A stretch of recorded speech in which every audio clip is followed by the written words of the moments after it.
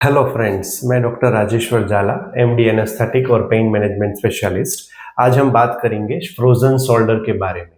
Frozen shoulder क्या होता है?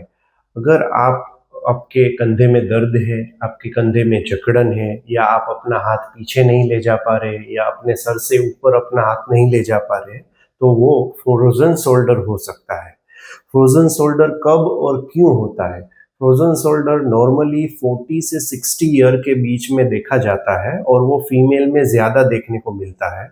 फ्रोजन शोल्डर में शोल्डर जॉइंट के मसल्स की इंजरी, स्पाज्म, स्वेलिंग या फिर शोल्डर जॉइंट का गठिया भी हो सकता है।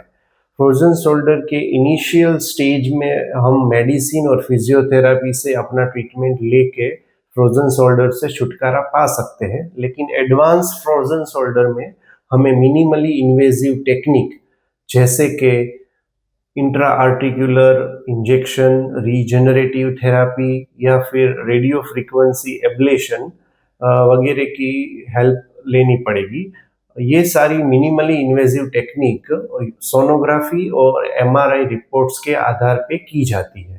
सो फ्रेंड्स, फ्रोजन शोल्डर को इग्नोर ना करें और कांटेक्ट करें एश्योर पेन मैनेजमेंट सर्विसेज का। Thank you.